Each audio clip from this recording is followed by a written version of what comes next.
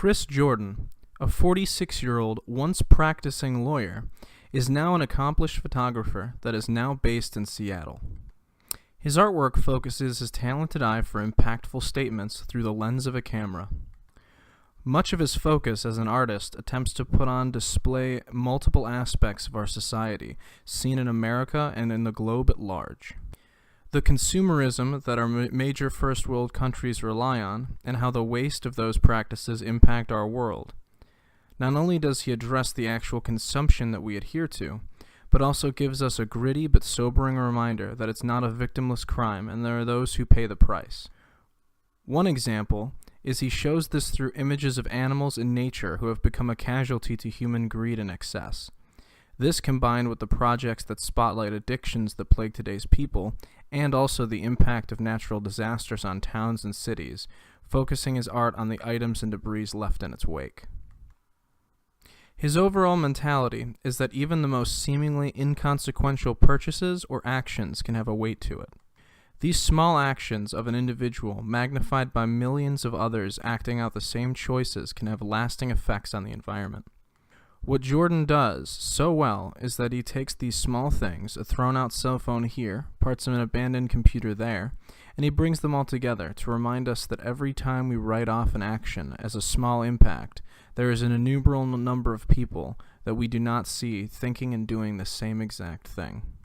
Before we know it, that small thing compacts into a large problem.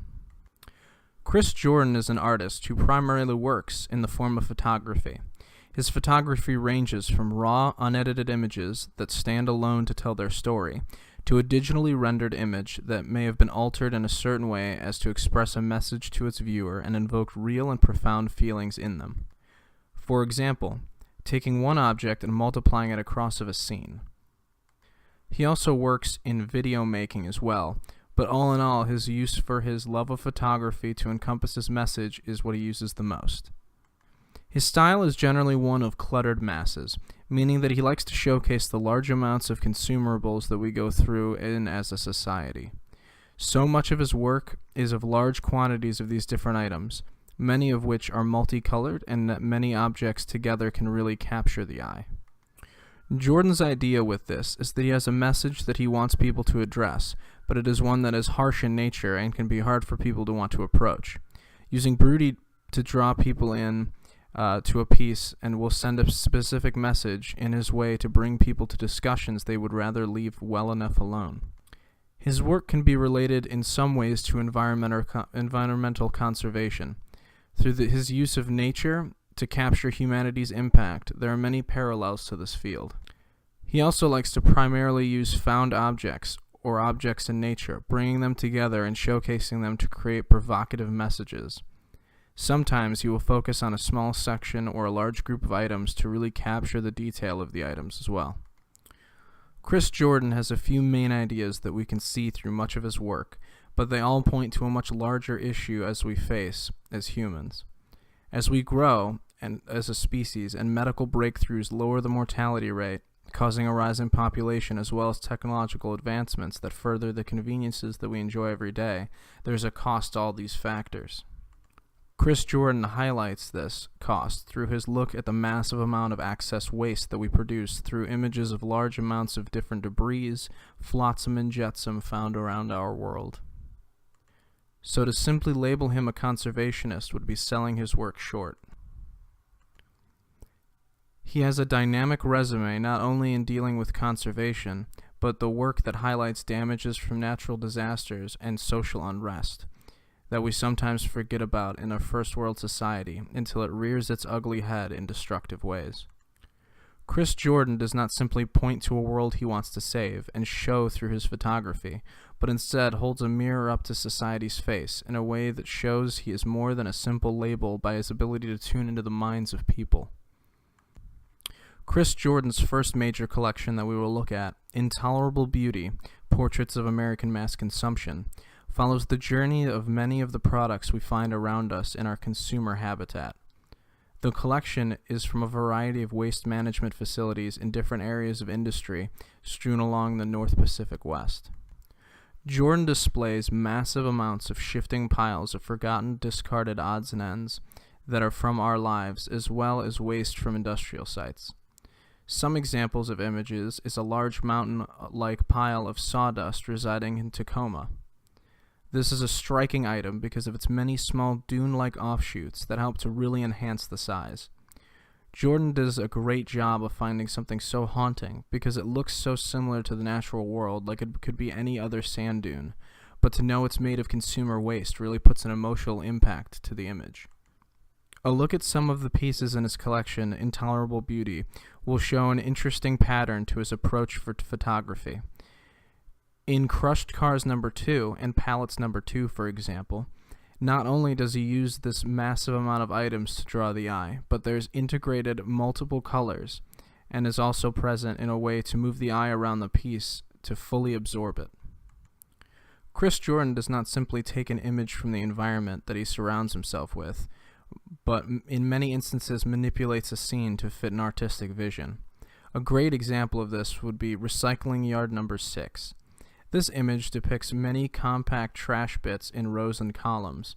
Instead of just boring rows, in the center there have been put an unwrapped and tumbling chaotic scramble of this trash. This kind of small detail that Jordan makes in his work is a great way to give depth and catch the eye, instead of just having the same exact thing across the entire image. Instead, he brings a more dynamic and diverse look to the image. One of the words I would say to define much of Chris Jordan's work would be busy. In almost all of the photographs he takes, there's always a lot going on. No matter where your eyes are drawn, there is something there screaming the message that consumerism unchecked is harming the world that we live in. Jordan walks a fine tightrope, avoiding cluttering his pieces, but instead threads the needle and successfully using a massive amount of an object well to present his point. His project, Running the Numbers, is a great example of this, by taking a single object and duplicating it onto a grand scale. It could be any number of things, from paper bags, cigarette boxes, to plastic bottles and cups. It is important for Jordan that the full scope of his work and throughout his message be appreciated. This is why he tends to lean more towards his work being displayed in a large print.